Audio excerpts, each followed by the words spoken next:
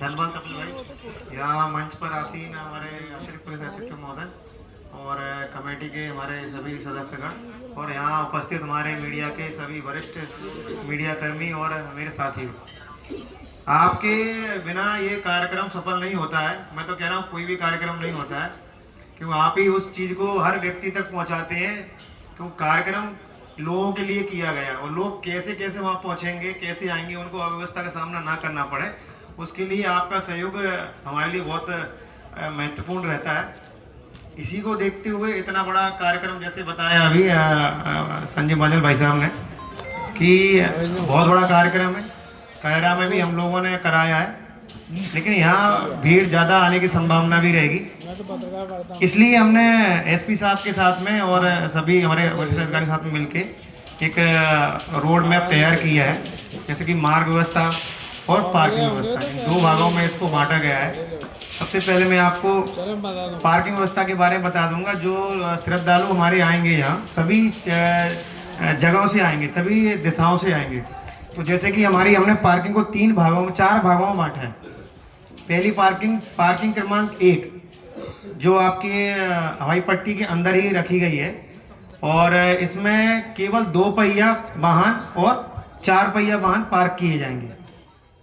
तो जहाँ से भी आए, चाहे वो आपके झांसी से आ रहे हैं, दतिया से आ रहे हैं, चाहे वो आपका पोहरी से, इधर श्योपुर से आ रहे हैं, चाहे ग्वालियर से, किसी क्षेत्र से या गुना से, अशोकनगर से, पिछोर, कलरा, जहाँ से भी आएंगे, ये 2 पहिया और 4 पहिया वाहन हवाई पट्टी के अंदर जो पार्किंग क्रमांक 1 नाम दिया है उसमें पार्क किए जाएंगे। उसी के लगा हुआ आगे की तरफ वीआईपी पार्किंग हम लोगों ने बनाई है। जो भी कोई वीआईपी लोग आएंगे, वरिष्ठ जन आएंगे, उनकी पार्किंग बस उसी में है, लेकिन उसके लिए थोड़ा सा कॉरिडोर बना दिया आगे की तरफ, वो कार के लिए किया गया है। अब जो व्यक्ति श्रद्धालु बस और ट्रैक्टर से आएंगे सभी दिशाओं से, तो झांसी, करेरा, पिछोर वगैरह से आएंगे तो पार्किंग क्रमांक 2 जो फ्रूट मंडी के सामने, हवाई पट्टी के सामने हमने रखी है, उसमें सभी श्रद्धालु बस और ट्रैक्टर से आएंगे। पर्याप्त पार्किंग है। उसी पार्किंग में जो श्रद्धालु आएंगे वो इस रास्ते से आप देख रहे हैं सामने, इसी रास्ते से पैदल इस पंडाल में पहुंच जाएंगे। उनको आगे से आने की जरूरत नहीं, वो इसी के माध्यम से यहाँ तक पहुंच सकती है।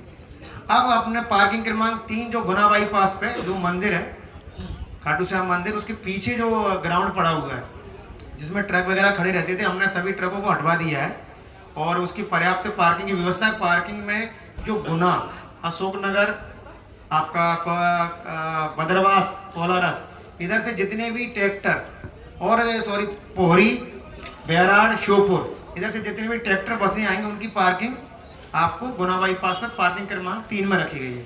वहाँ से जो लोग आएंगे श्रद्धालु पैदल, वो ITI होते हुए और हवाई पट्टी की जो पार्किंग बनाई है उसके गेट के होते हुए और इस पंडाल में यहाँ पहुँचेंगे।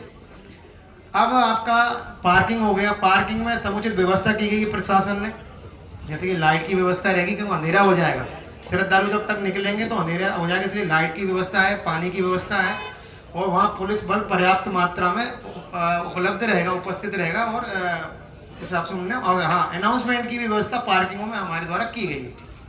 अब मार्ग की बात करें तो मार्ग व्यवस्था में हमने ये डिसाइड किया है कि सुरवाया 4 लाइन से, ये जो रूट है सुरवाया 4 लाइन से लेके ITI तिराहा, गुना बाईपास और ककरवाया, इधर जो भारी वाहन चलते हैं इनके लिए नो एंट्री नहीं है अभी अपने शहर में।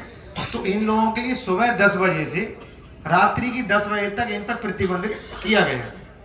कोई भी हैवी व्हीकल इस रास्ते से सुबह 10 के बाद नहीं निकलेगा रात्रि 10 बजे तक, क्योंकि इतनी ज़्यादा पब्लिक पैदल सड़कों पर रहेगी तो उनकी सुरक्षा को दृष्टिगत रखते हुए प्रशासन ने ये निर्णय लिया है।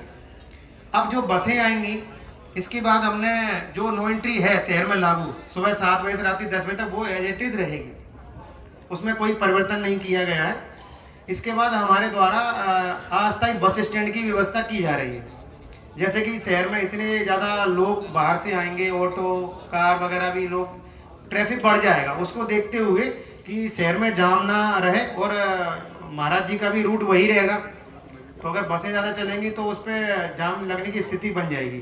तो हमारे द्वारा अस्थायी बस स्टैंड बनाए गए हैं, जैसे कि करेरा और पिछोर, दतिया, झांसी से जो बसें आएंगी उनके लिए 2 गति पर अस्थायी बस स्टैंड रखा गया, वो वहीं से सवारियों को लें, वहीं उतारें, वहीं से लेके जाएं। दूसरा जो ग्वालियर से बसें आएंगी आती हैं हमारे बस स्टैंड को ग्वालियर बाईपास तक ही आने देंगे, वहाँ से वापस करके वो अपनी सवारियों को शहर के अंदर उतार के वापस वहीं से भर के वहाँ से निकल जाए। तीसरा बस स्टैंड हमने जो पोहरी और श्योपुर की तरफ से बसें आएंगी उनके लिए रेलवे क्रॉसिंग तक ही आने देंगे, वहाँ पर जाम की स्थिति बहुत बनती है और लगभग श्रद्धालु उधर से बहुत अधिक मात्रा में आएंगे, तो वहाँ जाम ना लगे इस कारण बसों को एंट्री नहीं दी जा रही है। तो रेलवे क्रॉसिंग पे उधर से आने वाले श्रद्धालुओं के लिए, सॉरी यात्रियों के लिए जो शहर में आएंगे उनके लिए व्यवस्था की गई है। गुना की तरफ से आएंगी जितनी भी गुना अशोकनगर से जितनी भी बसें आएंगी संचालित होती हैं जो प्रत्येक दिन, उनके लिए जो अस्थायी बस स्टैंड है वो पार्किंग क्रमांक 3 जो गुना बाईपास पे है उसके अंदर रखी गई है। वो वहाँ तक आए, वो वहाँ से अपनी सवारियों को लें और वापस लेके जाएं। इनके लिए जो समय रहेगा वो समय रहेगा सुबह 11 बजे से रात्रि 11 बजे तक। समय भी डिसाइड किया है क्योंकि इस समय सहारक भी बहुत है, 22 तारीख से सहारक भी, उसको भी देखते हुए हमने उसका समय बढ़ा दिया है कि रात्रि 11 बजे तक करें, जिससे जो शहर में जाम लगता है, आपका जो पोहरी चौला वाला रोड है बाईपास उस पर जाम लगता है, उस पर जाम की स्थिति ये ना बने, इसके लिए हमने ये निर्णय लिया है। और यही सभी पॉइंट है, कुछ पॉइंट छूट गए होंगे तो मैं आपको अलग से उसको अवगत करा दूंगा। बहुत बहुत धन्यवाद।